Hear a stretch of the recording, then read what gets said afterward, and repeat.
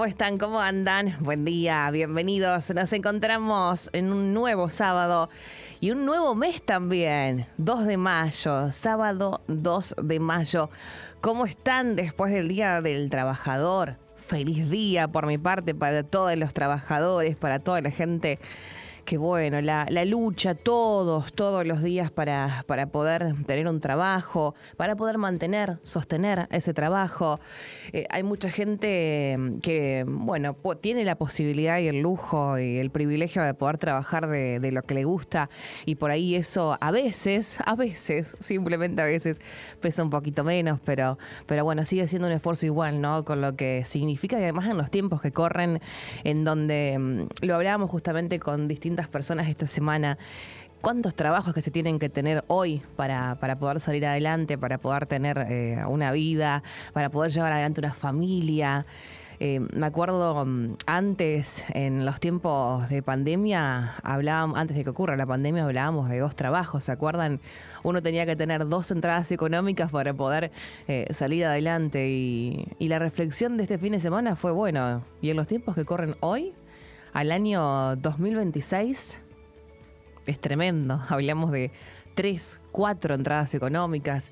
Está difícil, es difícil ser trabajador en Argentina y además con todo lo que conlleva, desde los aumentos que hemos tenido sostenidamente a lo largo de estos años en cuanto a los servicios. Bueno, ¿qué se los voy a contar yo si ustedes ya lo saben, no? Pero en todo eso pensaba de cara al Día del Trabajador que fue ayer. Feliz día a Santiago Gorza que nos acompaña en la operación técnica, espero que le hayas pasado muy lindo. Feliz cumpleaños a Donkey ayer, además del Día del Trabajador, el cumpleaños de Nico Larjó, así que bueno, un beso grande.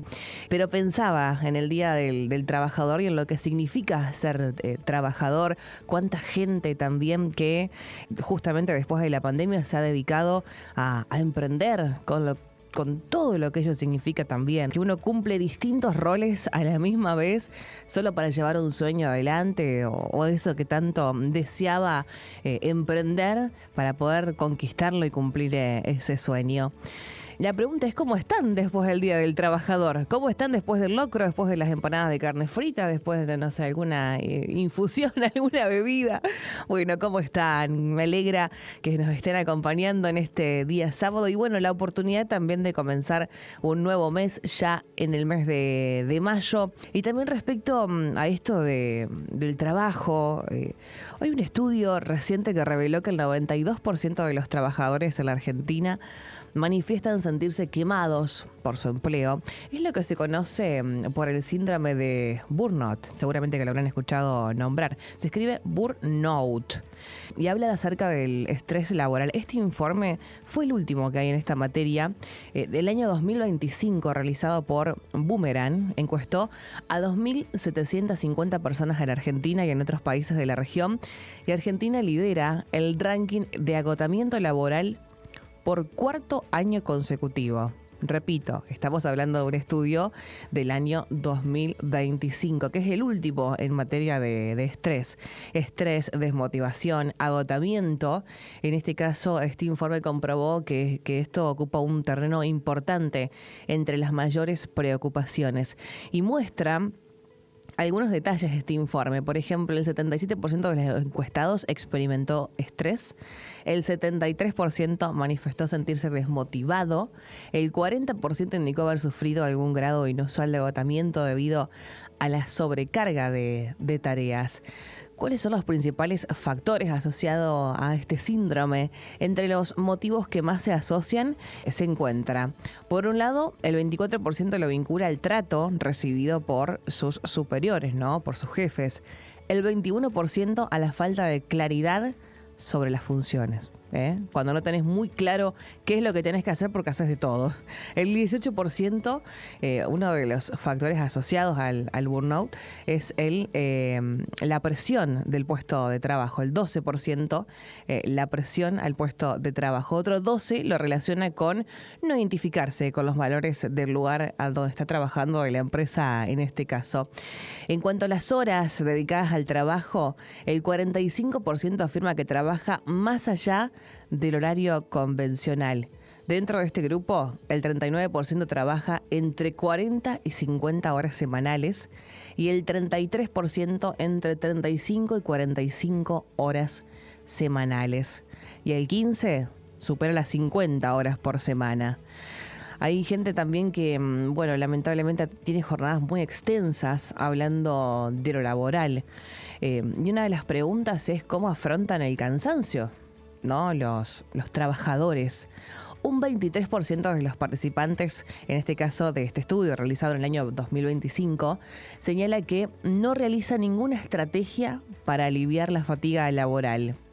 Entre quienes sí lo hacen, por ejemplo, el 35% practica algún ejercicio o actividad de relajación, por ejemplo, yoga, caminatas. El 18% dedica tiempo a hobbies como la lectura o a ver series. El 10% de estos encuestados mantiene contactos con familiares y amigos, con una vida social activa. Un 4% desconecta sus dispositivos al terminar la jornada laboral. 4%, mirá qué poco. Solo un 3% tiene rutinas diarias específicas para reducir la incertidumbre. Bueno, hay un dato llamativo dentro de este estudio. El 72% de las empresas encuestadas no aplica ningún tipo de acción cuando detecta casos de agotamiento laboral. Esta cifra aumentó respecto al año 2024 y además el 88% reconoce no contar con estrategias específicas para poder prevenirlos.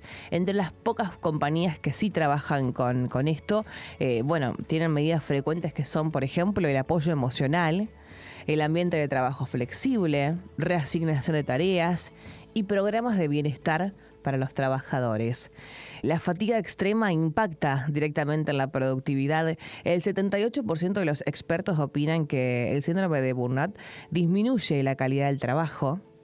El 63% indica menor compromiso con la empresa. Y el 55% advierte fuga de talentos, ¿no? La pérdida de la gente de calidad en este caso. El informe concluye con que el agotamiento laboral sigue siendo uno de los principales desafíos del mercado argentino y regional, pese a que la mayoría de las organizaciones no adopta políticas efectivas al respecto. Y después del Día del Trabajador, estos datos también nos invitan a hacer una pausa, a mirar un poco más allá de nuestra productividad.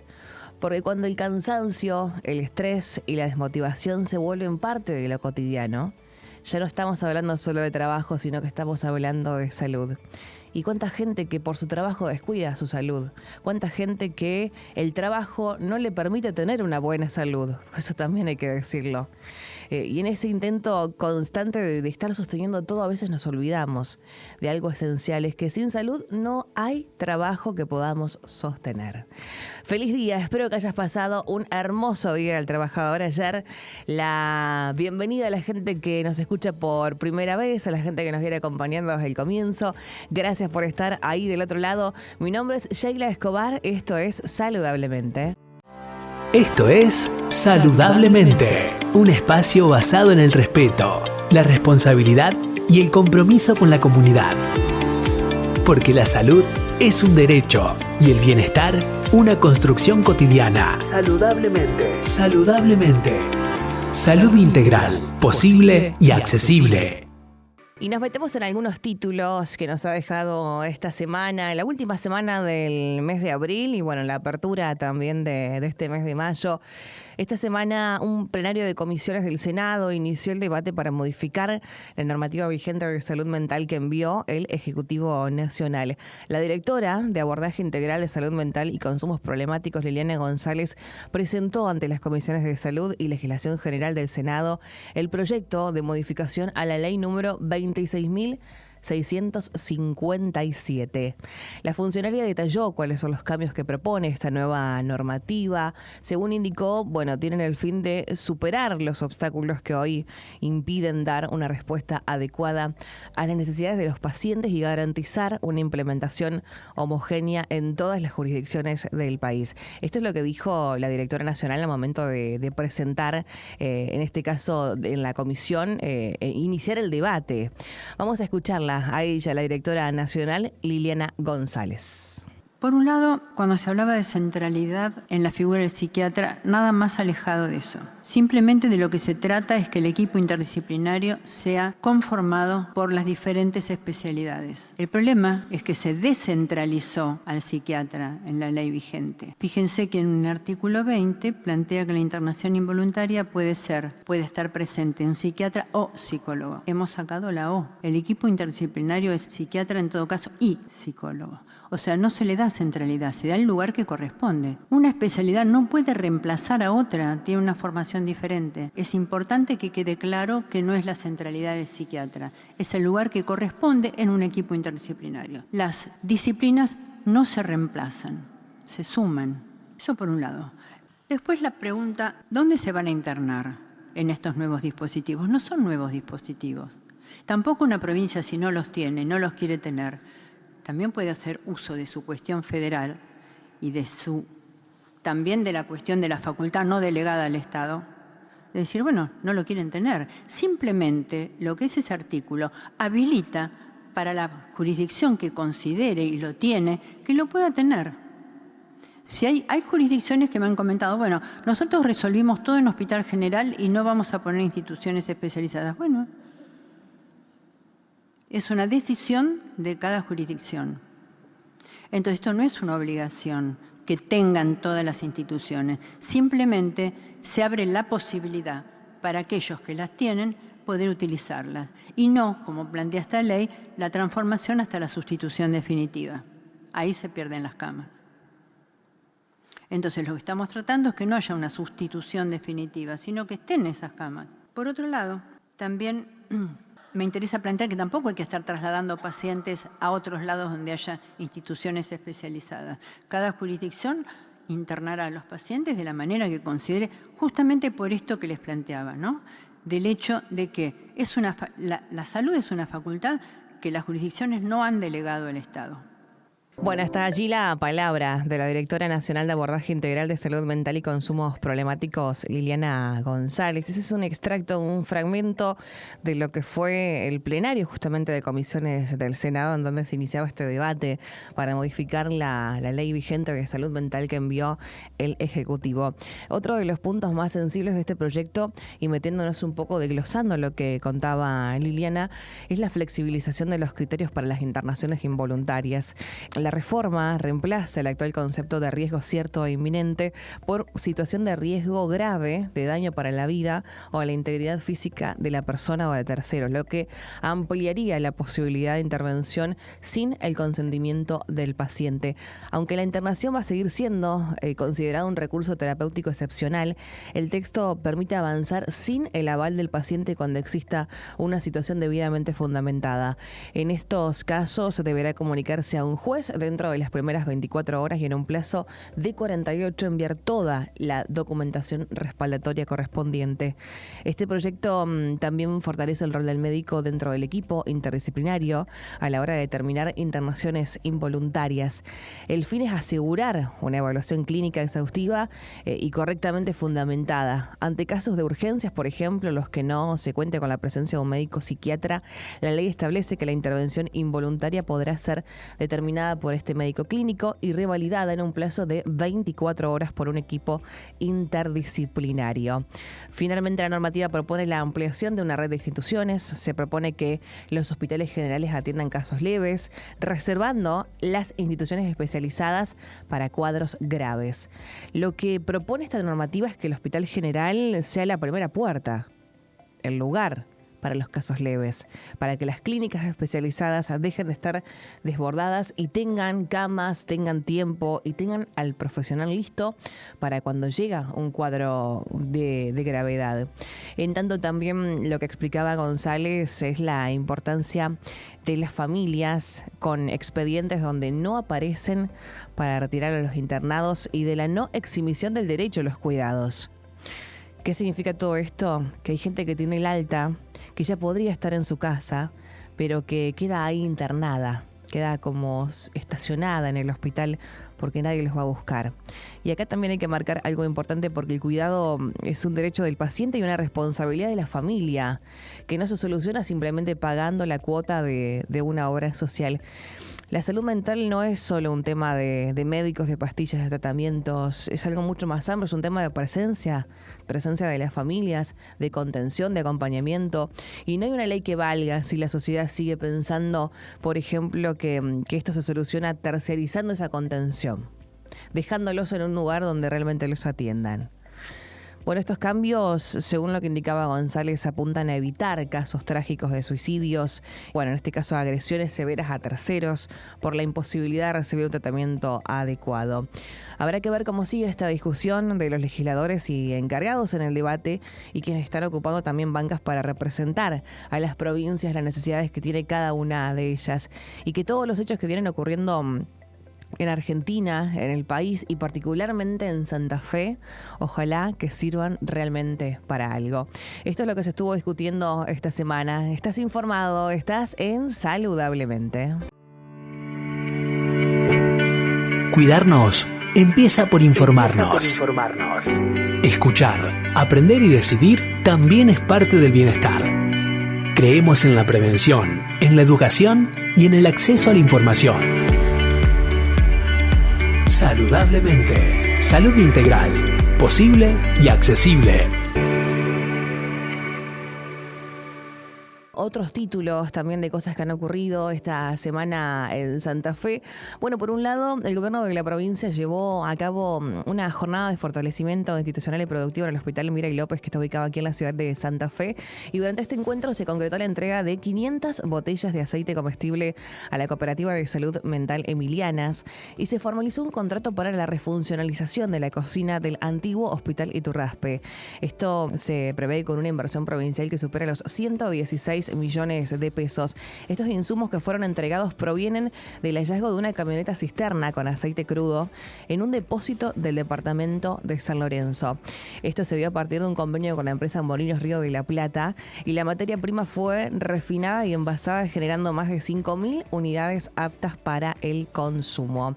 Parte de esta producción ya había sido destinada semanas atrás a la cooperativa El Horno Está para Bollos en la ciudad de Rosario, se llama así la cooperativa, y con la entrega en Santa Fe se sigue consolidando un esquema en que articula la lucha contra el delito con políticas de inclusión social y laboral. Bueno, en esta oportunidad se entregaron juegos para distintas actividades que se realizan también en el Hospital Mira y López. Fue una de las noticias también de la semana.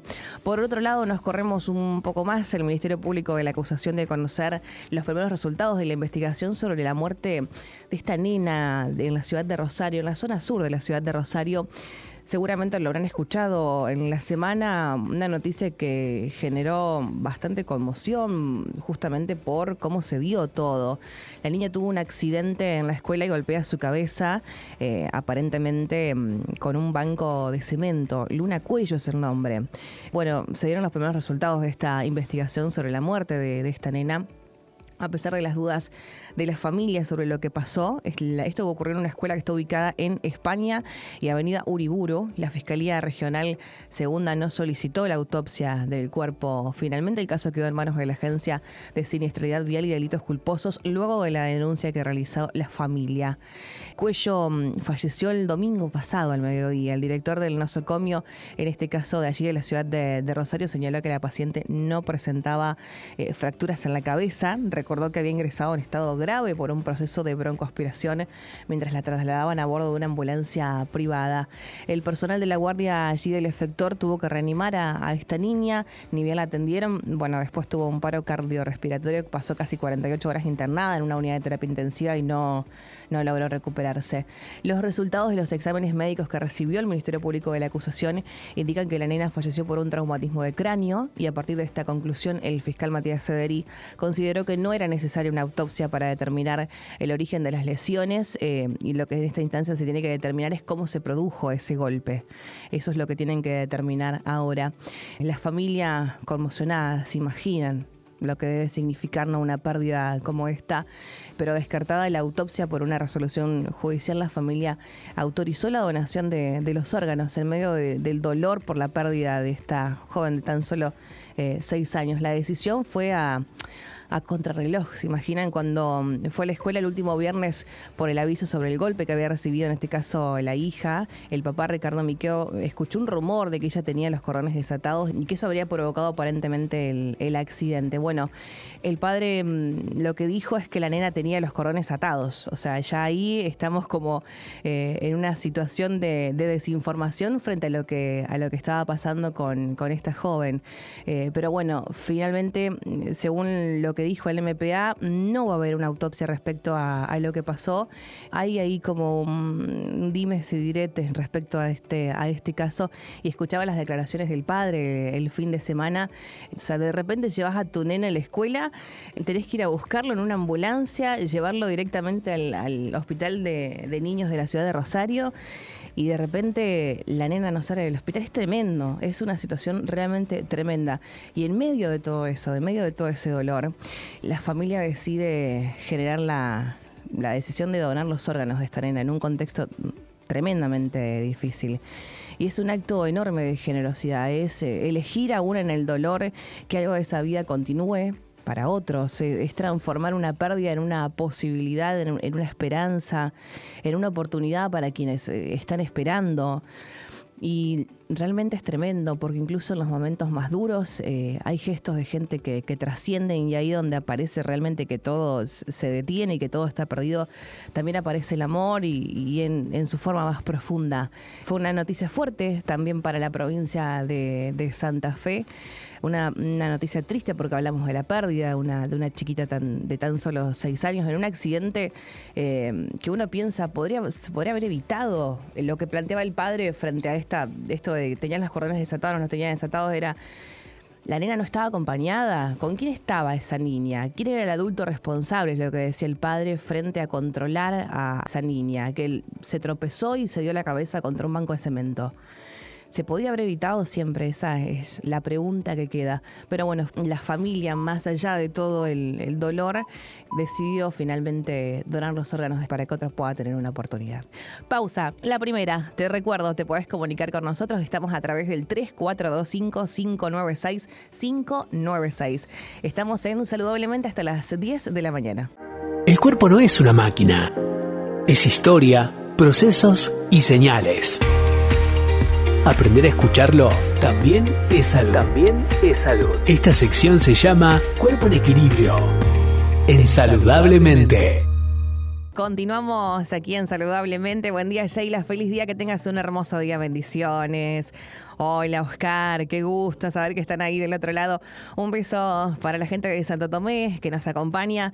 Y bueno, y les recordamos que estamos a través de cadenaongo.com.ar y que hay una sección allí donde pueden mirarnos en vivo para ver lo que hacemos y cómo estamos trabajando aquí en la radio, para que nos acompañen a través de la imagen también. Y bueno, y a la gente que nos escucha a través de la aplicación también le mandamos un beso grande. A la gente que nos sintoniza mediante la radio, ¿no? En la 87.9, 98.5, en un montón de repetidoras también a lo largo de Santa Fe.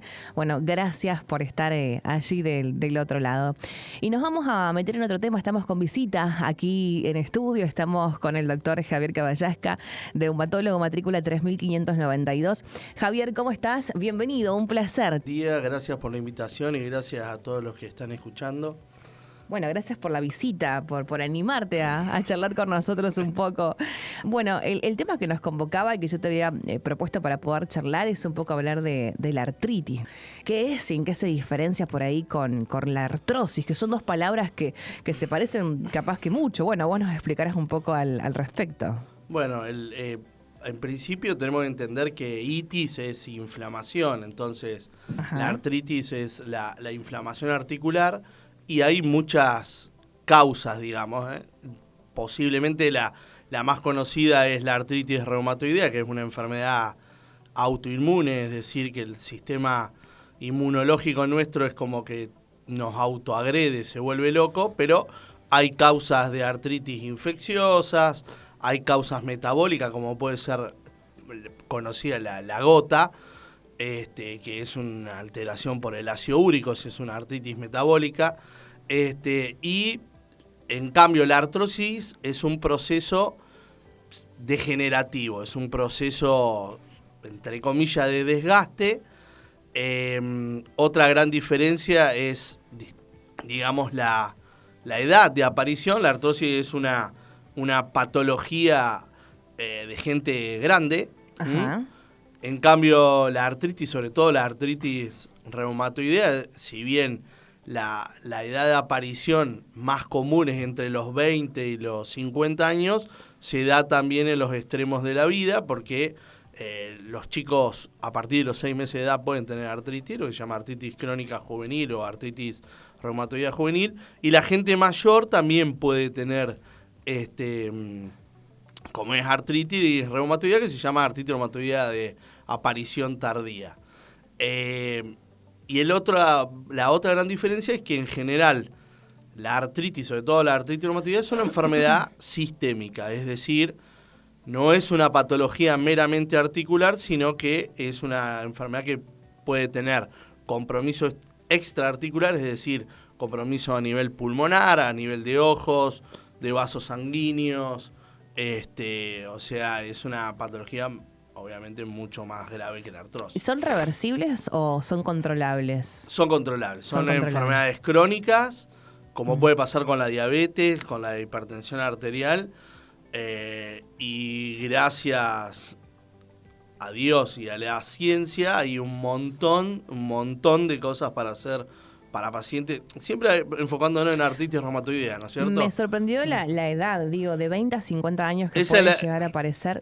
Pienso también en, wow, qué joven. Lo primero que dije en mi mente. Esa es una de las características, que es en la edad de la gente, digamos, que está trabajando. Claro. Y digamos, esa afectación, por eso se cree que la artritis es una enfermedad de viejos, y no, es una enfermedad de gente joven. Es más frecuente en mujeres, en un porcentaje bastante alto, como la mayoría de las enfermedades, digamos, autoinmunes, pero también puede aparecer en chicos. Por eso, por ejemplo, los reumatólogos pediatras, que son pocos y los que hay son excelentes, y acá en Santa Fe tenemos excelentes reumatólogos pediatras, no ven artrosis, porque los chicos no desarrollan, no pueden tener artrosis, pero sí ven artritis reumatoidea, que tiene algunas diferencias clínicas con las que se ven, digamos, en el adulto. ¿Y por qué aparecen los niños? ¿Cómo llega? También por un sistema... lo mismo, claro, una alteración del sistema inmunológico, y después hay otras enfermedades que dan artritis, como el lupus, la psoriasis puede dar artritis. Claro. O sea, la artritis es un síntoma común a un montón de enfermedades, pero cada enfermedad tiene variables diferentes. Bien, ¿y esto puede venir también en una cuestión de los genes o no? No son enfermedades... Hereditario, a eso me refiero. No son enfermedades congénitas, no quiere decir que si la madre, por ejemplo, tiene la hija o el hijo va a tener, pero hay una mayor predisposición familiar. Bien. Perfecto. ¿Y cómo se da cuenta una persona que puede estar atravesando artritis, por ejemplo? ¿Hay señales? ¿Cuáles son esas primeras indicaciones de nuestro cuerpo que algo está pasando? Bueno, sobre todo en artritis reumatoidea, el dolor articular, especialmente dolor de manos, y una característica muy importante, porque digamos en la artrosis nosotros también podemos tener dolor de manos, pero una cosa diferente es la rigidez, el endurecimiento, sobre todo matutino, que en los pacientes con artrosis no dura más de 10 minutos, y los pacientes con artritis reumatoidea tienen rigidez matinal que, digamos, tiene que durar mayor a una hora. Hay gente que está todo el día rígido, más allá de que las articulaciones se inflaman, pero sobre todo eso, el dolor y la rigidez mayor, digamos, a una hora, eso es, digamos, para originar una consulta. Y lo otro es que, bueno, la artritis reumatoidea, como dijimos, es una enfermedad sistémica, puede tener otros síntomas, pérdida de peso, desgano,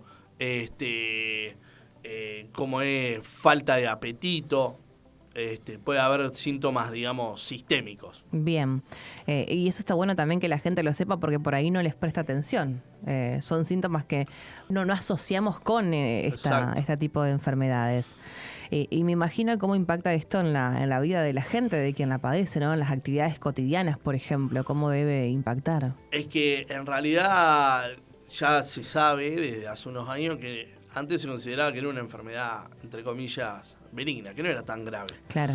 Y eso ha cambiado absolutamente porque tienen la misma mortalidad que algunos tumores oncohematológicos. O sea, más allá de la discapacidad que ocasiona sin tratamiento, la mortalidad es muy alta porque todo este proceso, digamos, inflamatorio, sobre todo lo que hace es aumentar el riesgo cardiovascular. Claro. Es como que todo termina estando conectado con todo. Exacto, todo termina estando con todo y por eso es súper importante un diagnóstico precoz y un tratamiento agresivo para, digamos, hacer una vida normal. Bien, ¿y qué sería un tratamiento agresivo, por ejemplo? El tratamiento agresivo es empezar, digamos, tempranamente. Bien. Hay un montón de medicación, digamos, drogas que lo que hacen es encaminar el sistema inmunológico y que esas en general son medicaciones que se consiguen fácilmente. Lo que ya es un poco más complejo por ahí el tema de las drogas biológicas, que tampoco es para todos los pacientes, sino para pacientes que son muy, digamos, tienen una enfermedad muy agresiva, muy refractaria, pero claro, la mayoría de la gente anda muy bien con medicación simple, si se quiere. Bien, siempre que esté controlado. Exacto, claro, lo que se llaman drogas modificadoras de la enfermedad. O sea, claro. Y la mayoría de la gente con un buen tratamiento anda bien. ¿Y qué rol juega el movimiento y el ejercicio en todo esto? ¿Ayudan o empeoran el dolor? En principio, cuando el paciente está, nosotros denominamos muy activo, es decir, cuando está muy inflamado, el ejercicio. Siempre hay que hacer ejercicio, ¿no? Sí. O sea, no sirve que el paciente esté en la cama, porque eso ocasiona pérdida de masa muscular, también provoca pérdida de calcio en el hueso, o sea, osteoporosis, pero debe hacer un ejercicio adaptado a su situación. Claro. Después, cuando está bien, el paciente no tiene contraindicación para hacer ningún tipo de ejercicio. Si está inactivo o con poca actividad de la enfermedad, puede hacer lo que quiera. Obviamente, también eso nos ayuda a nosotros para el tema cardiovascular, para claro, que el paciente no suba de peso y sobrecargue las articulaciones. Entonces, en los momentos de mayor actividad, el ejercicio tiene que ser regulado, pero después debe hacer vida normal. Debe hacer vida normal. Claro, porque también me imagino que hay que manejar las emociones y todo lo que conlleva, ¿no? No sé, enterar que tenemos, que estamos atravesando la artrosis, verlo y empezar a sentir lo que sentimos en las articulaciones. Digo, las emociones también deben hacer lo suyo en todo eso. Sí, digamos, todo el estrés, ya sea bueno o malo, porque no es siempre que pasa algo malo, pero nosotros lo que vemos, por ejemplo, a fin de año, sí, y muchos pacientes tienen un brotecito, porque ¿sí? Bueno, viene la fiesta, momentos de cierre, de juntarse con gente con la que a veces no te querés juntar, y entonces eso ocasiona que los pacientes muchas veces tengan un poco de actividad de la enfermedad, o se casa alguien o se mudan, es decir, todo el sistema psicoinmuno-neuroendocrino comienza a alterarse y el estrés puede hacer que la enfermedad se active, pero en general se controla fácil. Por eso también muchas veces nosotros sugerimos la consulta psicológica para que el paciente pueda entender lo que tiene y hacerse cargo de esto. Sí, es esto que hablábamos con distintos médicos de lo interdisciplinario. Exacto. Hoy se escucha mucho hablar de salud integral. ¿Qué es integral? ¿Qué es interdisciplinario? Bueno, es esto. Y recién veníamos justamente de escuchar un poco el tema del cambio, bueno, la discusión que hay en torno a la ley de salud mental, que justamente lo que se plantea es que haya un equipo interdisciplinario, psicólogos, psiquiatras, Exacto. médicos clínicos, digo, que haya un equipo y que cada uno pueda cumplir realmente su tarea desde lo que fue formado, ¿no? Exactamente. ¿Y qué es lo que escuchas en los consultorios? Bueno, atendés muchas consultas en torno a los temas de artritis. Estoy consultorio mío y después estoy en el Semafé, en el Iturraspe, así que vemos un Sí. millón de pacientes y hay mucho. La realidad es que los reumatólogos somos pocos Ujú. y hay mucho paciente. No todo el mundo tiene patología, digamos, severa. Claro. Eso también es importante. Ujú. Sobre todo tranquilizar a la gente en el sentido de que muchas veces vienen con un diagnóstico que no es, pero sí se ve mucha enfermedad. Pero que no es porque la gente lo investiga antes. No, porque a veces digamos, por ejemplo en artritis reumatoidea el diagnóstico no es por análisis, o sea, el laboratorio sirve, o sea, tener lo que se llama el factor reumatoideo positivo no hace diagnóstico de artritis. ¿Está? Bien. Bueno, y hay mucha gente que le hacen el estudio y por otra cosa y creen que tienen esa enfermedad y en realidad eso se Claro. puede ver en gente sana. Pero hay mucha patología articular y nosotros vemos por ahí, al ver enfermedades sistémicas, nos derivan, qué sé yo, los dermatólogos, los pacientes que tienen psoriasis pueden tener artritis psoriásica, entonces los dermatólogos nos derivan pacientes. Trabajamos mucho con la gente también de hematología, porque estas enfermedades pueden ocasionar anemia, trastorno de las plaquetas, o sea, sí, somos poquitos y vemos mucha gente. Claro, es como si fuese un dominó, ¿no? Una pieza que empieza a fallar y el resto Exactamente. puede llegar a también complicarse. Por eso es importante pensarlo como una enfermedad sistémica, no es solamente Claro. lo articular. Exacto. ¿Y qué pasa con el frío, la humedad? ¿Es realmente así como se escucha por ahí esos mitos que A ver, afectan a la articulación? La realidad es que hace unos años, desde la facultad, en la Facultad de Medicina, Sí. nos pidieron una entrevista de esto y buscamos, y nadie sabe bien, pero hay algunos trabajos que relacionaron sobre todo con la humedad, y lo que se cree que al bajar la presión atmosférica aumenta la presión intraarticular Sí. y eso provoca mayor dolor. Pero está todo ahí en un terreno medio gris. Ah, bueno, o sea que no es tan No, cierto entonces. No es tan cierto y tampoco es tan falso, entonces... Claro, un poco y un poco. Exactamente. Bueno, ¿y hay avances en torno a todo esto en la salud, digo? ¿Hubo avances en los últimos tiempos Sí, para tratar hay- la enfermedad? A ver, cada vez se conoce más, digamos, no hay una sola causa, no hay una sola etiología, Ajá. pero cada vez se va a lo más fino, a la célula que afecta, cada vez las terapias están más dirigidas, y la realidad es que hoy se ha avanzado muchísimo. Reumatología es una de las especialidades en las cuales más estudios clínicos hay. Obviamente no llegamos al nivel de oncología o de neurología, pero hay mucho estudio, mucho avance en tratar, no de curarlo, porque yo no sé si alguna vez se va a lograr eso, pero que cada vez las medicaciones sean más específicas y con menos chance de tener por ahí efectos adversos. Y Bien. la verdad que hay de todo. Efectos adversos en cuanto a los medicamentos. A los decimos. medicamentos, ¿Mm? sí. ¿Qué papel juegan los alimentos también, nuestra alimentación en Sí, esto? existe todo esto de la dieta antiinflamatoria, sobre todo. Tenemos que acordarnos que Sí, en redes encima hoy en día. sí, Hay que de lo todo. cual, digamos, a ver, tampoco es mágico, ¿estamos? O sea, no es Sí. que porque si uno come lechuga todos los días, se va a antiinflamar, pero, digamos, sí disminuir el consumo de harinas. Y lo otro es, tenemos que acordarnos que estas enfermedades tienen mayor riesgo cardiovascular, con lo cual hacer una dieta baja en grasas, lo ideal sería obviamente la dieta mediterránea.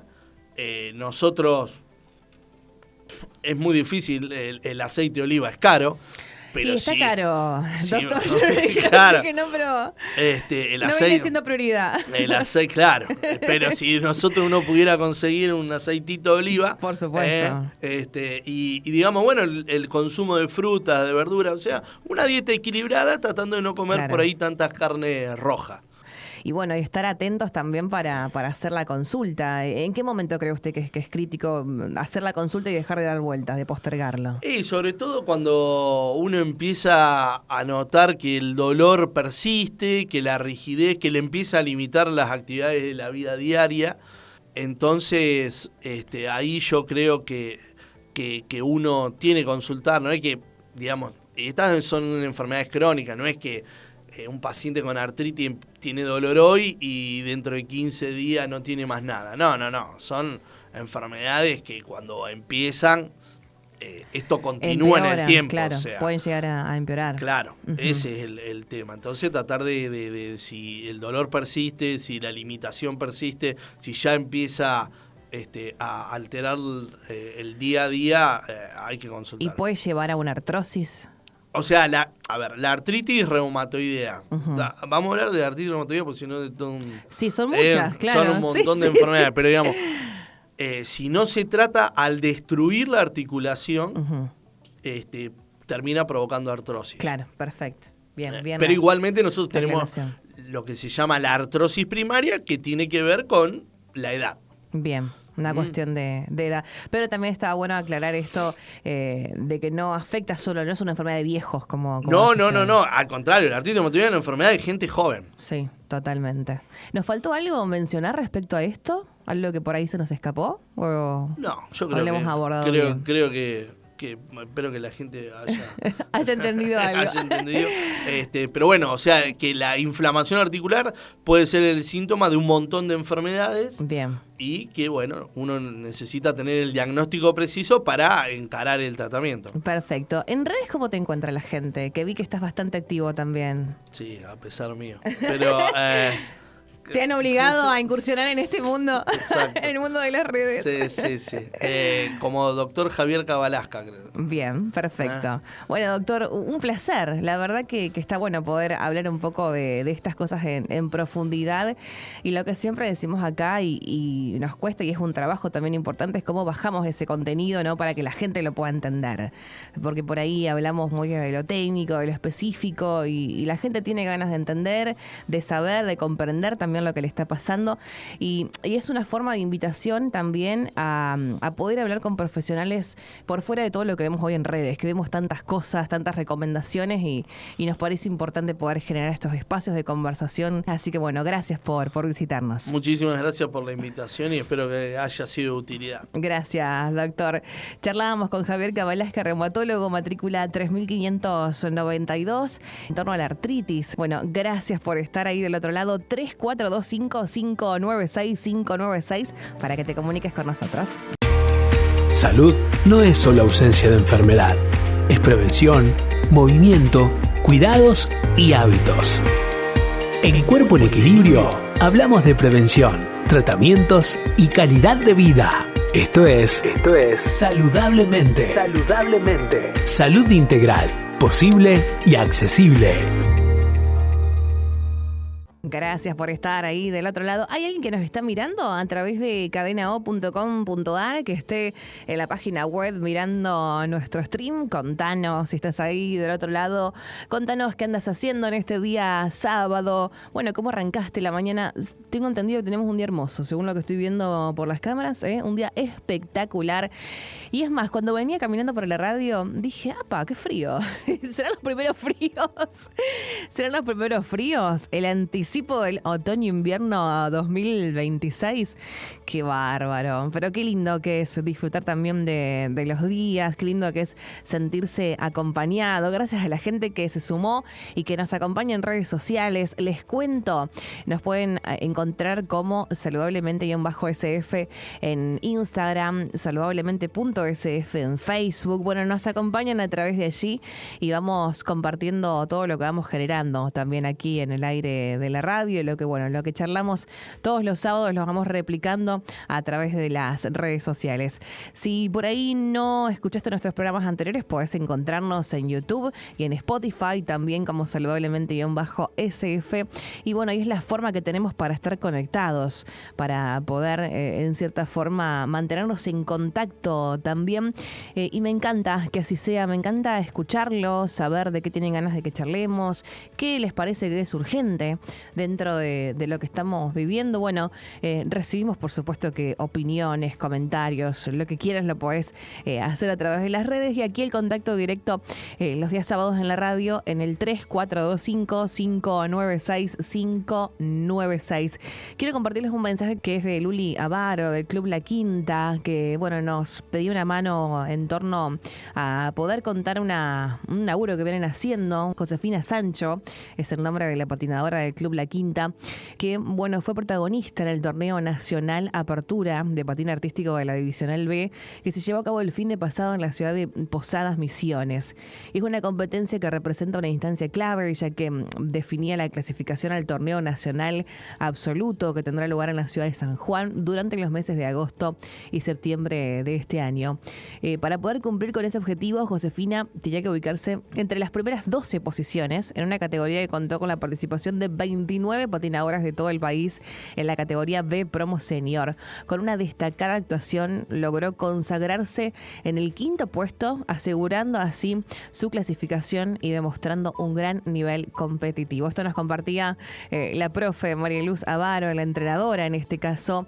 ¿Y saben por qué se los comparto? Porque vivimos tiempos en donde por ahí no nos damos cuenta de la cantidad de jóvenes que están apostando al deporte desde su lugar, o apostando al deporte como calidad de vida, con lo importante que es y con los tiempos que corren, en donde vemos por ahí que la juventud está tan en otra, poder valorar y acompañar a aquellos jóvenes que están apostando por el deporte. Y no solo eso, sino que son jóvenes que nos están representando a nosotros como santafesinos en distintas provincias y en distintos lugares, y que además apuestan a su formación, se lo toman con muchísima responsabilidad, y está bueno poder compartir estas historias en este caso, del Club La Quinta, de Josefina Sancho, y y por supuesto aquellos que la quieran acompañar pueden comunicarse con ellas y hacerles el aguante.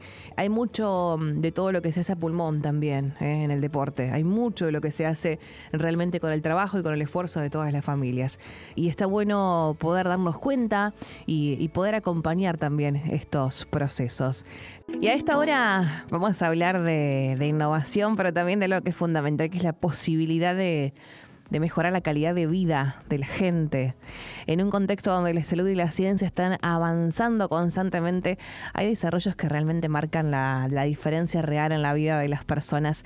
Estamos en contacto con Máximo Salzman, fundador de Tecnomotion, que es una startup cordobesa que desarrolla exoesqueletos, prótesis y soluciones para personas con discapacidad motriz. Nos atiende Máximo. Máximo, ¿cómo estás? Bienvenido a Saludablemente. Hola, ¿cómo están? Un placer estar acá. Gracias por acompañarnos, Máximo. ¿Oriundo de nuestra provincia, digo bien, de San Carlos Centro? Sí, yo soy de San Carlos Centro, de Santa Fe, y me vine a estudiar acá a Córdoba Capital. ¿Te fuiste a estudiar ingeniería electrónica y qué más? Contanos, ¿o qué fuiste a estudiar allá?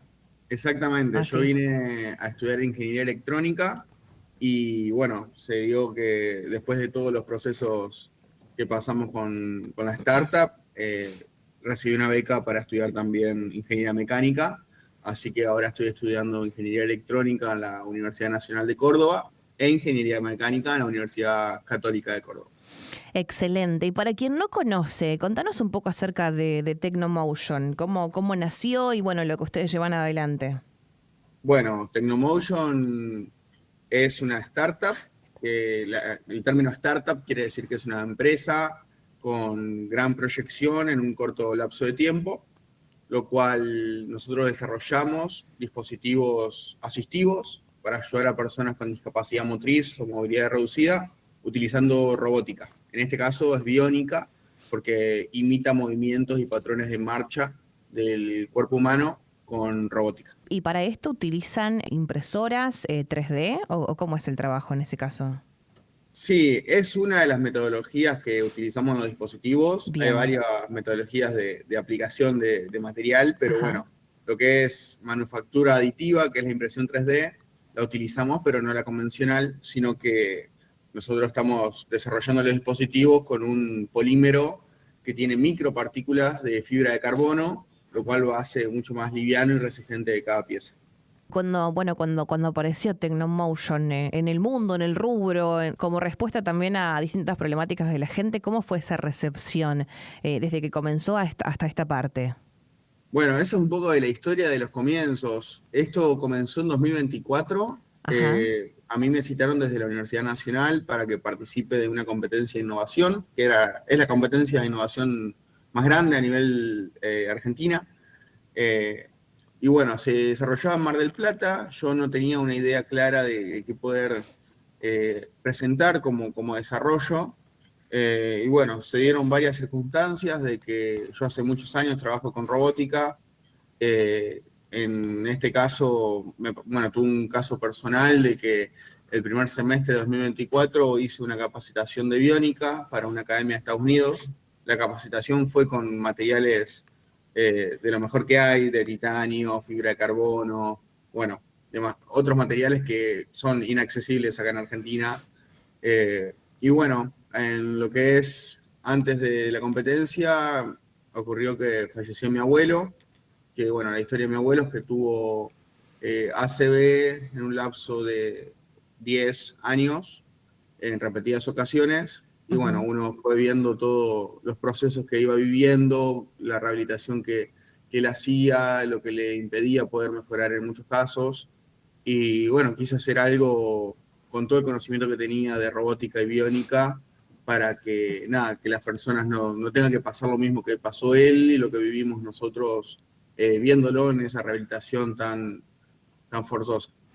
¿Y qué tipo de dispositivos son los que desarrollan y que ayudan a mejorar la calidad de vida? Bueno, en este caso, por ejemplo, de personas que sufren ACV. Tenemos 3 dispositivos. Ajá. El primero es órtesis, que lo que hace es la inmovilización de las partes del cuerpo. Después están exoesqueletos, que es para las personas que pierdan la movilidad o necesitan un incremento de movilidad o de fuerza en las extremidades. Por ahora estamos únicamente con el tren superior, con las manos.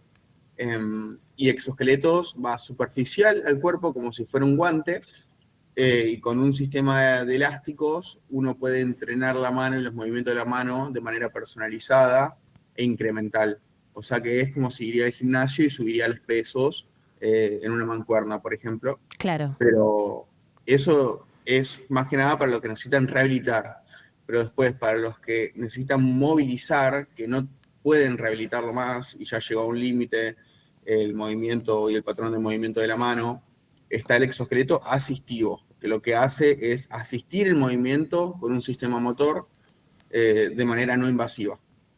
Claro. Y después, el tercero es prótesis biónicas, que es una prótesis mioeléctrica que lo que hace es para cuando no tienen la extremidad, ya sea por un siniestro o por de nacimiento, lo que se hace es aplicar una prótesis mioeléctrica que toma valores musculares y neuronales y con eso puede tener un incremento de fuerza y la persona poder darle dirección al dispositivo y darle indicaciones de manera consciente. Claro, claro. ¿Y se utiliza la inteligencia artificial en todo esto, Máximo? Sí, nosotros lo que hacemos, por ejemplo, en lo que más lo usamos es los patrones de movimiento, y en órtesis hay un caso de que nosotros estamos desarrollando, que bueno, es muy nuevo todo también, estamos muy al día con eso, que estamos desarrollando para que hay una problemática muy grande, que debajo del yeso, de las órtesis, hay un punto ciego que no se sabe lo que pasa. El profesional no sabe y el paciente no lo sabe. y estamos llenando las vórtices de sensores y valores no invasivos para tener control de eso y poder hacer análisis predictivo de qué es lo que puede pasar si la persona, por ejemplo, hace un mal movimiento o genera un estrés en las fibras musculares. Claro, cuando vos decís los vórtices son estos dispositivos que se aplican de forma externa, ¿no? A nuestro cuerpo. Exacto, sí, imagínense que sería como, en este caso, por ejemplo, de la muñeca, sería como una férula, un yeso. Claro, perfecto. Bien, bien. Lo aclaro porque por ahí hay gente que no entiende mucho de qué estamos hablando. Y pensaba también en el tema costos. Vos hablabas de que los materiales que se usan en el exterior son inaccesibles. Yo imagino que es respecto a los precios que se manejan, ¿no? En el sentido de lo que ustedes trabajan, ¿cambia mucho el precio? Sí, sí, es más, es una de las cosas que nosotros apuntamos. Mi idea de traerlo a Argentina y, bueno, Latinoamérica específicamente, porque no se está desarrollando el ecosistema que estamos desarrollando nosotros, es realmente que sea accesible y bajar los costos con respecto al exterior. Nosotros hoy estamos estimando que nuestros costos van a ser un 40% menores que los que están afuera. Claro, pero eso es por los materiales también, ¿no? Sí, es por los materiales, un poco ya pensándolo desde el diseño. Nosotros los materiales que utilizamos, hay algunos que están impresos en 3D, como repetí antes, no son impresoras 3D convencionales, Claro. pero de igual manera no es lo mismo que algo hecho muy elaborado con titanio, con fibra de carbono orientada. Eso reduce muchísimo los costos. ¿Y qué desafíos encontraste al momento de empezar a desarrollar esta tecnología médica acá en Argentina? De los primeros que encontré fue el hecho de tener 22 años y darle el peso a todo lo que decía. Mirá que sí. Y que instituciones grandes de salud y me empiecen a dar como esa recomendación o esa validación de decir, bueno, mira, te apoyamos como mercado, que bueno, se terminó dando. El año pasado, en octubre, estuve representando a la provincia de Córdoba en el Congreso Nacional de Bioingeniería, haciendo una conferencia sobre todo lo que estábamos desarrollando, y ahí pudimos hacer un montón de validaciones con gente que estudió hace 30 años sobre patrones mioeléctricos, por ejemplo. Y bueno, lo otro son las regulaciones. Hay muchas regulaciones que nosotros tenemos que ir por un camino en el cual todavía no se pudo caminar, y ser un poco pioneros, por ejemplo, en la parte de exoesqueletos asistivos y con valores neuronales, porque bueno, hay muchas cosas que se establece el dispositivo con clases en cuanto a ANMAT, en cuanto al Ministerio de Salud, Claro. que bueno, vamos haciendo las validaciones, eso día a día. Y desde el 2024 a esta parte, ¿cómo fue la recepción de la gente, de los pacientes, de la gente que necesita este tipo de artefactos? Bueno, la verdad que yo estoy mega agradecido con eso. Fue muy positiva. Sí. Se notó realmente que es una necesidad que ya necesita salir al mercado para poder acceder. Nosotros todavía no salimos al mercado, seguimos en desarrollo y validación por esto mismo. Porque yo le doy mucha importancia en escuchar a las personas que tienen discapacidad o que tienen movilidad reducida para poder desarrollar los dispositivos en base a su necesidad. Claro. No en base a que sea genérico, en base a que cumpla lo mínimo indispensable, sino que realmente quiero que los dispositivos hagan lo mejor posible al mercado y que sean adaptables a cada caso. ¿Y falta mucho para que puedan estar en el mercado? Lo primero que va a estar van a ser órtesis. Ajá. Pero bueno, hay muchas cosas que dependen de eso, dependen de las regulaciones, claro. Dependen de cosas que uno no tiene control, pero sin embargo nosotros en estos tiempos no son tiempos vacíos de únicamente esperar, sino que seguimos con el desarrollo de exoesqueletos y prótesis biónicas. Me imagino que no lo haces solo todo esto, que debes tener un equipo de gente. No, obvio, tengo un equipazo, la verdad que es lo más fuerte que tenemos en cuanto a la importancia que tiene el trabajo en equipo, que sea sano, que todos vayan por el mismo objetivo también social. Yo soy socio de una farmacéutica que está encargada de todo esto, de lo que son regulaciones y la parte legal, médica, y bueno, y mi equipo de trabajo de diseño, electrónica, desarrollo. Qué bueno, qué bueno. Y además me gustó esto que dijiste, una de las partes más difíciles es que eras un pibe joven al que la ciencia tenía que escuchar.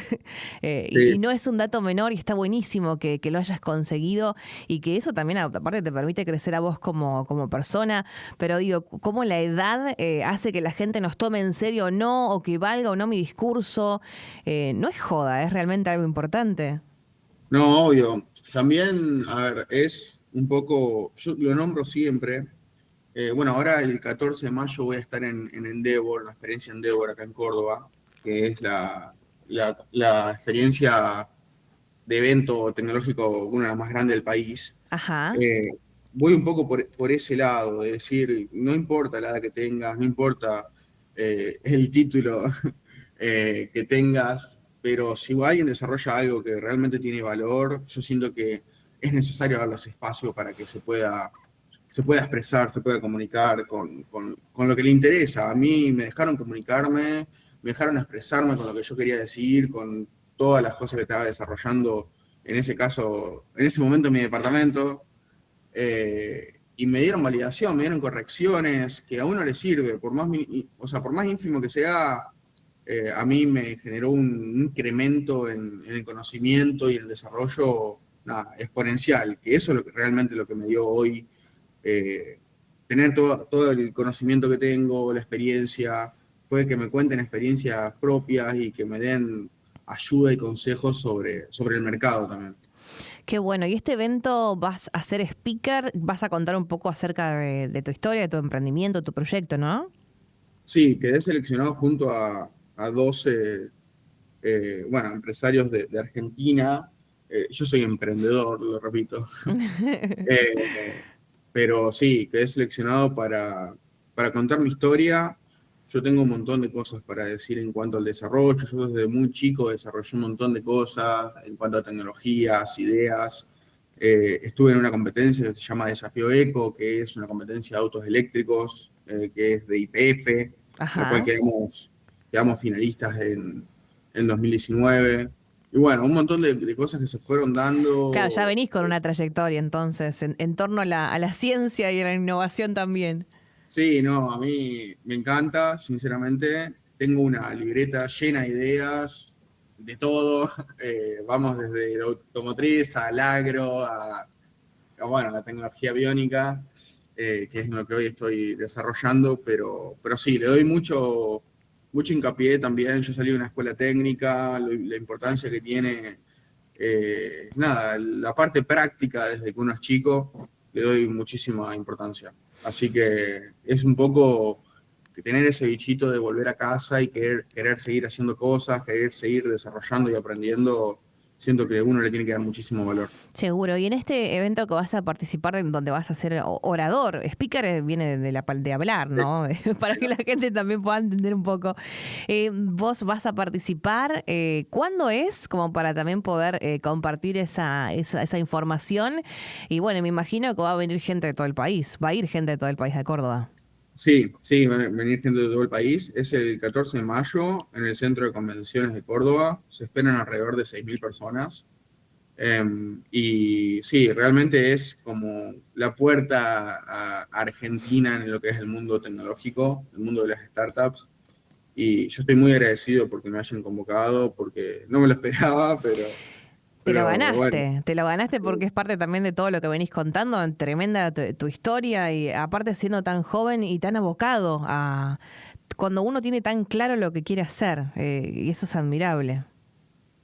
Sí, sinceramente yo tengo pasión por esto.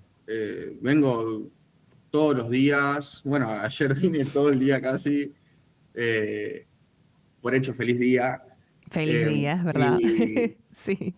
y pude encontrar mi beta personal de decir, tengo este objetivo, lo quiero cumplir, sea como sea, y bueno, se dio que el propósito de desarrollo y mío personal también es ayudar a las personas que lo necesitan, así que va un poco con esa brecha que a mí me genera, no hay nada que me genere más gratitud que ver la cara de una persona que está usando un dispositivo nuestro, bueno, yo estoy anhelando ese momento en el cual salgan los dispositivos a la venta. Sí, pero además, digo, hay gente que realmente con lo que salen por ahí este tipo de cosas no puede acceder.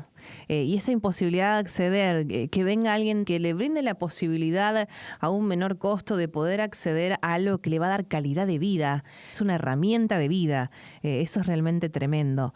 Así que desde mi lado, admiración por lo que haces, orgullosa de todo lo que llevas adelante y bueno, y ojalá que la gente lo debe estar esperando seguramente en el mercado y que todo lo que venga sea para mejor y para crecer, Máximo. Sí, obvio. Repito, como si bien yo me estoy desarrollando acá en Córdoba por mis estudios, nada, me encantaría poder dar, pues yo acá en Córdoba doy mucha charla, mucha conferencia de esto, Ajá. Y a mí me encantaría darlo a mi provincia, sinceramente. Sí. Es el lugar donde uno se siente parte, donde uno quiere estar. La vida me dejó acá en Córdoba, que no me quejo, ¿Pero pensás volver o ya estás por ahí por el momento en Córdoba? Sinceramente, las puertas me las abrió Córdoba. Con lo lindo que es Córdoba encima. Tan Sí, linda. es muy lindo. Pero bueno, en Santa Fe, ¿quién dice que no en algún momento podría desarrollar esto? Por supuesto, Pero, seguro. nada, y darle un poco ese aporte a la comunidad santafesina en algún momento, en alguna experiencia en Débora, Santa Fe, poder, nada, demostrar todo esto que estoy desarrollando acá. Excelente. Y no tengas dudas que va a ser acá en Santa Fe y seguramente en todo el país, Máximo, ¿eh? Esperemos y bueno, agradezco también el espacio Por de favor. compartir lo que estoy desarrollando yo y mi equipo de trabajo, porque nosotros es muy importante también tener la validación de las personas que apoyan el proyecto y que nos siguen con el desarrollo. Yo, por ejemplo, en mi Instagram o en el Instagram de Tecnomotion siempre subimos desarrollos y el incremento de cosas que vamos haciendo, que también recibimos muchísimos consejos sobre la marcha, que eso realmente es lo que lleva a tener un buen dispositivo, a escuchar a las personas que lo van a usar todos los días. Entonces, le damos muchísimo valor y bueno, completamente agradecido por el espacio. Gracias, Máximo. Hasta algún otro contacto. Muchísimas gracias a ustedes. Abrazo grande. Charlábamos con Máximo Selman, eres fundador de Tecnomotion. Lo digo así porque lo van a encontrar así si lo escriben, Tecnomotion, Tecnomotion se dice.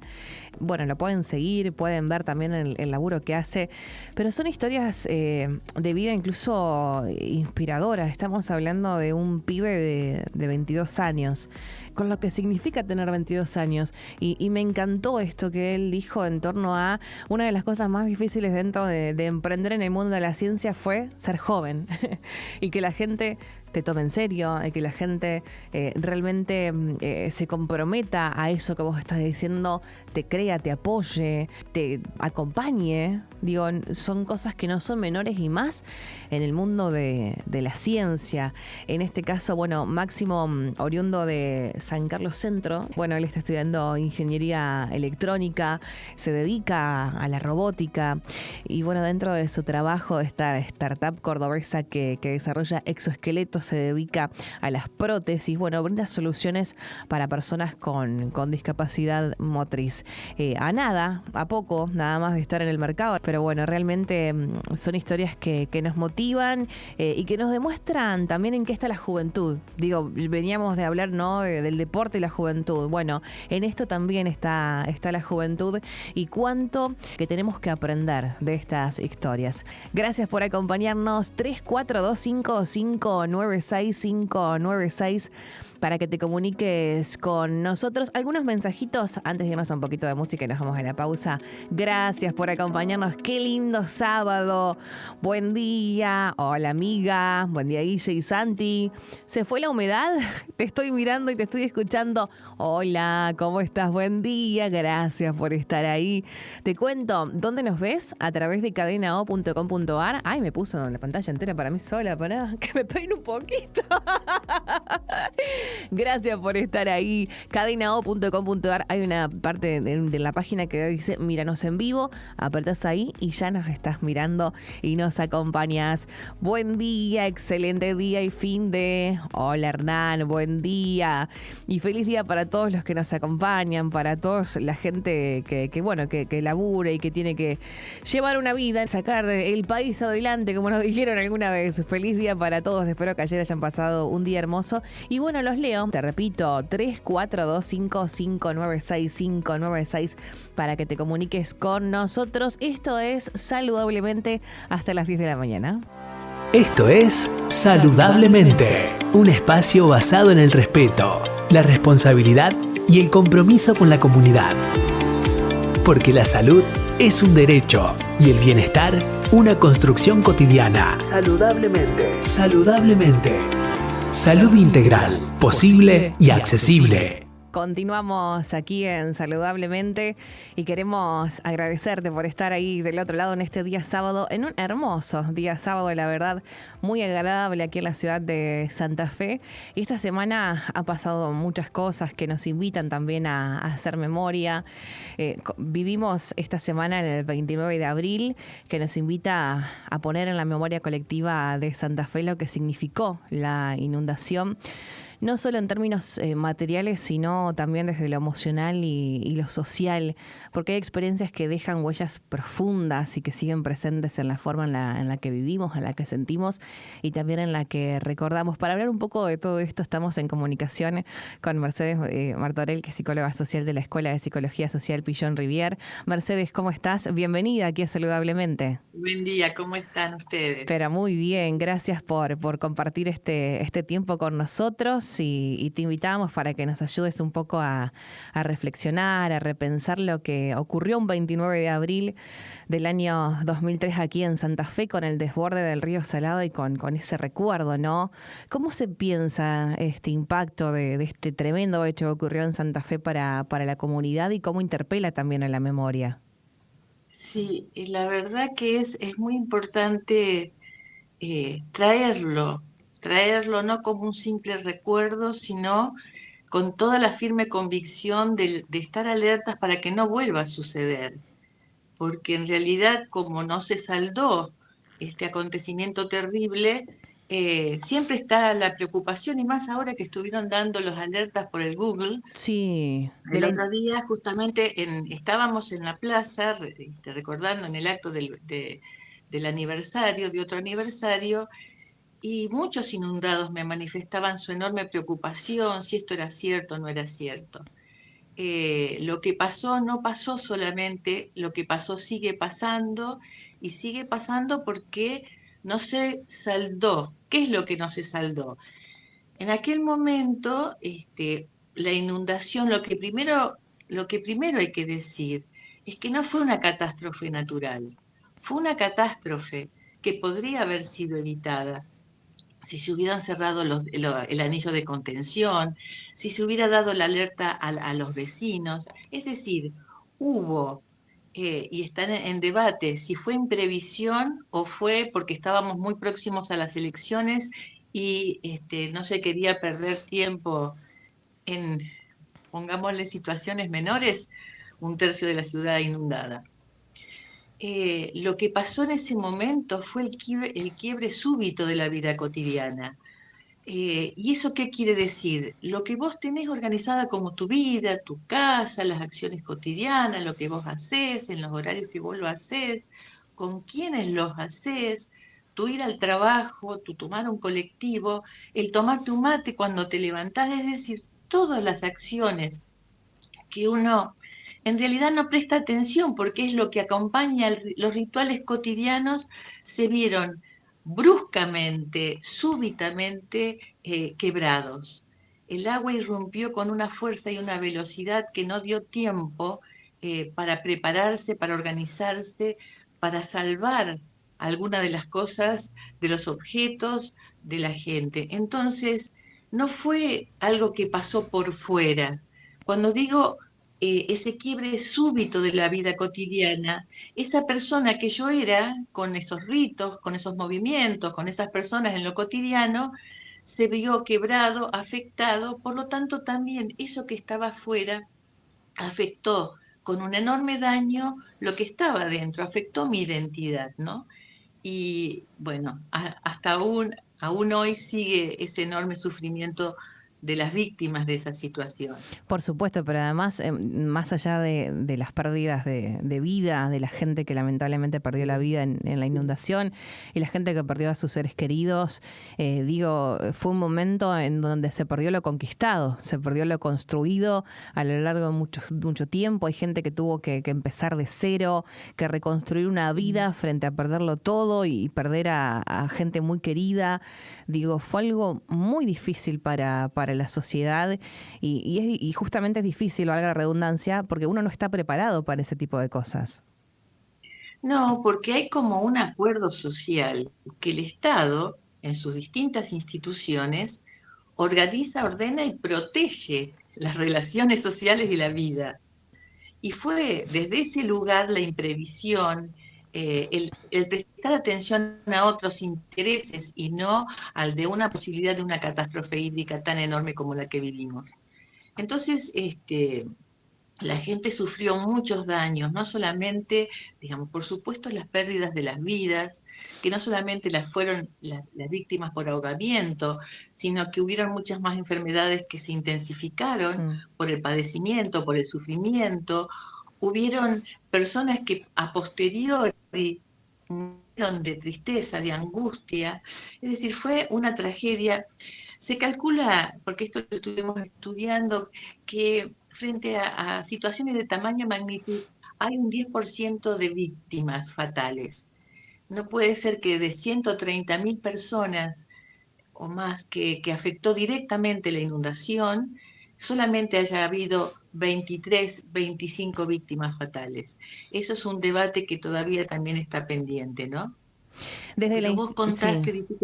Sí. Sí, perdón, decime. No, te iba a consultar cómo lo vivieron en aquel momento desde la institución, desde la escuela, cómo acompañaron y cómo pudieron trabajar también de manera profesional frente a todo esto que estaba pasando. Es que yo antes de la nota me puse a leer el libro que escribimos fuimos nosotros a lo largo del tiempo, fuimos escribiendo las cosas que íbamos haciendo, ¿no? Y me acuerdo que en un panel una de las cosas que yo escribí fue cómo seguir siendo psicóloga social y no perderse en el intento acompañando los grupos que lucharon por esto, ¿no? Hubo que trabajar mucho en el rol. Nosotros como institución, primero nos convocó la solidaridad y después en el accionar cotidiano nos fuimos dando cuenta que nuestro rol comprendía las situaciones, las descifraba rápidamente y desde ahí elaboraba estrategias que nos permitían las intervenciones más cercanas. Nosotros trabajamos en todas en todos en todos los aspectos que hubo desde ese momento, en el Comité de Solidaridad, en el Comité de Salud Mental, después en la Asamblea Permanente por los afectados por la inundación, en la organización del Congreso, en dispositivos específicos como en los centros de evacuados, como acompañando las luchas en los distintos reclamos de los inundados, pensando en las alertas tempranas, descifrando el discurso oficial que trataba de desmentir la percepción y manipular las necesidades de los inundados, poniéndolos, por supuesto, y nuevamente en el lugar de los loquitos que reclaman algo que no tenía que suceder. La escuela fue acompañando en cada uno de los aspectos, tuvimos esa decisión, ese esfuerzo, pero por nuestro posicionamiento, siempre al lado de las víctimas de los inundados, ¿no? de los que padecieron esta catástrofe. No sabíamos de sí de inundaciones, pero no habíamos actuado en catástrofes.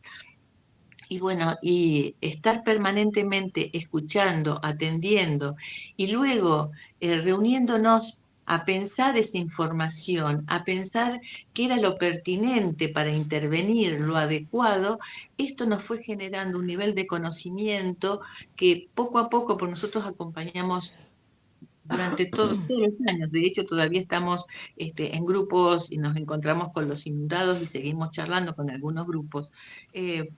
Nos permitió también ir aprendiendo cómo operar en situaciones de catástrofe. Y también Así que, pensaba, perdón que te interrumpo, Mercedes, no, por pero favor. pensaba que más allá de lo profesional, ustedes también en aquel momento obtenían o podían conocer gente que estaba atravesando esta situación, digo, de forma cercana.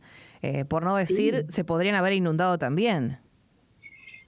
Nosotros estuvimos con ellos, uno de los dispositivos fue, por ejemplo, en el barrio Santa Rosa de Lima, estuvimos acompañando a mujeres en la plaza de Santa Rosa durante unos, creo que 6 o 7 años posteriores de la inundación. Y ahora el 23, ahora al cumplirse 23 años, nos encontramos, por ejemplo, con una mamá que estaba dando de mamar, que formaba parte de ese grupo, y a su hija, que ahora está por cumplir 23 años, ¿no? Nosotros acompañamos sus vidas y tratábamos de acompañar el cada momento de la situación, por ejemplo, descifrando con un análisis crítico de lo que pasaba. Por ejemplo, hubo un momento que decía había que volver a la normalidad. Y nosotros decíamos, no se puede volver a la normalidad como que nada ha pasado, porque es una nueva, se instala un nuevo modo de vida. Hay más de un tercio de la población nuestra que no tiene sus casas, que su historia vincular, social, es decir, desde el diente y el cordón umbilical, la foto o el trofeo de un partido o de un torneo, ya no está. Entonces, no es volver a la normalidad, hay que reconstruir condiciones para que este nuevo proceso pueda empezar a darse. Y reconstruir condiciones para que este proceso pueda volver a darse era aceptar por qué se había producido la inundación, aceptar cuáles fueron las condiciones, contener a las víctimas y sostenerlas en ese proceso. Y lejos de eso, se los culpabilizó, se empezó a decir que, bueno, lo que pasa es que Santa Fe se inunda, bueno, lo que pasa es que están muy cerca del agua y entonces, bueno, esto puede suceder. Entonces, la desmentida de la percepción, la manipulación de las necesidades de la gente, no generó condiciones, buenas condiciones, para comprender la angustia y el dolor de lo que les estaba pasando. Mira, les voy a contar algo muy importante. Ujú. La gente empezó a sentir, cuando veía una nube o veía que venía tormenta, empezó a tener miedo, ¿no? A expresar. ¿Y cómo se les dijo? Se les dijo que eran fóbicos, es decir, se los psiquiatrizó. En realidad, las defensas no estaban cerradas. Era lógico que tuvieran miedo y que les pudiera volver a pasar. ¿Se entiende esto? Cómo en Sí. lugar de contener y sostener, se les desmentía la percepción y se los culpabilizaba de lo que sentían. Y Bueno, justamente pensaba que qué importancia tienen los vínculos sociales en esta recuperación emocional después de tremenda catástrofe. Y mira, esto que, sí, y esto que vos decías no suma, justamente quería aclarar. sí, claro, yo te lo voy a poner en otra cosa, Ujú. que es en los soldados que volvieron de Malvinas. Sí, Los soldados que volvieron de Malvinas no fueron acogidos, sostenidos, acompañados y cobijados por la comunidad, mucho menos por el gobierno, por supuesto. Y hubo más muertos a posteriori de la guerra que en la guerra. Quiere decir que el modo, esto que tomo lo que vos estás diciendo, ¿no? El modo en que la sociedad cobija, sostiene, alberga a las víctimas es un gran soporte para que sus procesos de daño subjetivo se vayan recuperando. Y sobre todo que quienes generaron el daño asuman la responsabilidad y no haya impunidad. Aquí no se asumió la responsabilidad y la impunidad aún persiste. Entonces el daño sigue. Las personas, obviamente los inundados, están quieren seguir con sus vidas y esto es lógico. Pero cuando nos sentamos, nos encontramos en la plaza, eh, te siguen abrazando como que estamos todavía en situación de duelo. un duelo que no termina por la impunidad, realmente no termina porque hay impunidad, hubo impunidad y así será. Claro, por esa falta de justicia. Falta de justicia, exactamente, falta de justicia. La justicia no es algo abstracto. Cuando a vos te pasa algo, bueno, la idea, digamos, socialmente lo que se ha generado a través de los plexos legales, se ha generado, bueno, una recuperación de ese daño, ¿no? Si vos tenés un accidente con un auto, viste, están los seguros, bueno, en la sociedad pasa eso, hay como un acuerdo de que el que daña a través de la ley, porque no estamos en la ley del talión, sino que a través de la ley, quien genera un daño lo tiene que reparar de alguna manera. Bueno, y esto no fue y no sigue siendo presente. Claro. Y bueno, participaste de la marcha del 29 de abril, por lo que decías recién. Sí, por supuesto. Sí. Y pues sabes que a mí me pasó algo, bueno, he estado en todas las marchas, pero una señora, porque claro, no era tan nutrida la marcha, y algunos se quejan, y yo entiendo porque las heridas todavía están abiertas y hay personas que tienen mejores posibilidades o condiciones o encuentran en el abrazo colectivo que nos damos en la plaza posibilidad de seguir. Hay otros que necesitan como cerrar página, aunque saben que no pueden, pero cerrar página y decir, bueno, tengo que continuar, y hacen un enorme esfuerzo por continuar. Pero sí, te decía, una señora me dice, me abraza y me dice, te estaba buscando, todos los 29 te busco, y me abraza. Y nos decimos, es como en una situación de duelo, viste que vos te encontrás en un abrazo que te contiene, que te sostiene. Bueno, seguimos en estos momentos históricos tan difíciles que estamos viviendo en lo social. Creo que en 23 años, en esta conmemoración de un nuevo 29, había mucha sensibilidad, ¿no? Donde las injusticias, vos sentís que en tu historia se acumulan más injusticias que placeres, y había mucha sensibilidad y mucha tristeza.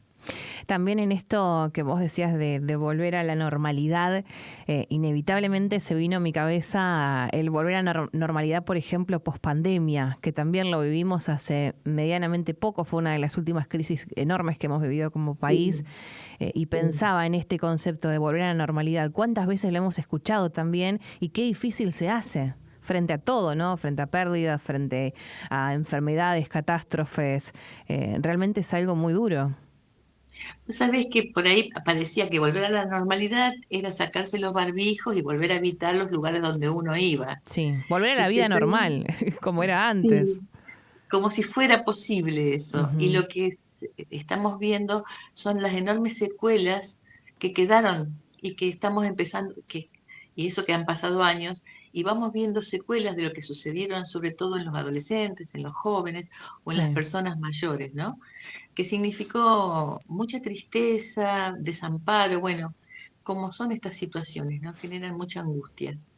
Sobre todo si no están contenidas y sostenidas. Por supuesto. Bueno, Mercedes, nosotros queremos agradecerte por haber participado en el programa y por ayudarnos a poder reflexionar un poco en torno a esta fecha, que digo, ya pasaron 23 años y ojalá que una catástrofe de tamaña magnitud nunca más vuelva a ocurrir. Bueno, tenemos que ser garantes de esto, tenemos que tener un pensamiento, un análisis crítico, no de criticar, sino de analizar concienzudamente las condiciones para saber qué es lo que tenemos que hacer. Nosotros, digamos, lo que más acompaña la recuperación de los daños es que no haya impunidad. Entonces tenemos que estar muy atentos a eso, a que no vuelva a suceder no solo la inundación, sino que no haya nuevamente impunidad. Mercedes, muchísimas gracias por compartir con nosotros. Gracias. Chao, hasta luego. Mercedes Martorell, psicóloga social, es integrante de la Escuela de Psicología Social Pillon Rivière. Y son fechas, como decía Mercedes, 23 años, ustedes escucharon bien, 29 de abril del año 2003, algo que ha marcado a la provincia de Santa Fe, que ha marcado a mucha gente, y no solo hay que hablar de estas cosas cuando pasa la fecha cuando es el día de recordar.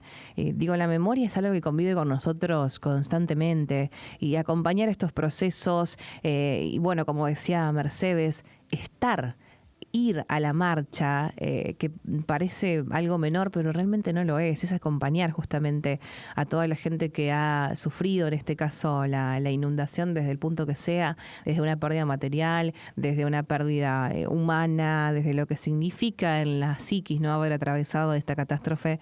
Hay que acompañar estos procesos de cerca, y no hay nada mejor que acompañar, que más allá de dar un like o una reacción en redes sociales, no hay nada como poner el cuerpo en estas situaciones y acompañar desde ese lado. Y uno de los títulos también que nos deja esta semana es que van a crear el Museo de la Inundación en Santa Fe, en el Birri, y están convocando a la ciudadanía a aportar materiales. En este caso, la novedad la anunció Jorge Castro y Milagros de Mirgi, que son integrantes del Movimiento Ecuménico de los Derechos Humanos y querellantes de la causa penal por la inundación.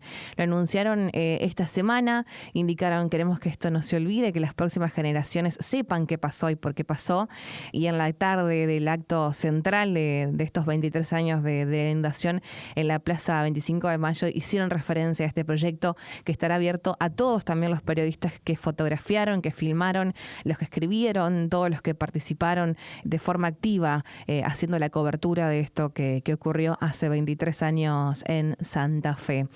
Así que bueno, se prepara todo para esto, y ojalá que la gente también pueda hacer su aporte desde lo que vivió, acercando los materiales para poder conformar este Museo de la Inundación de Santa Fe en el Centro Cultural y Social El Birri.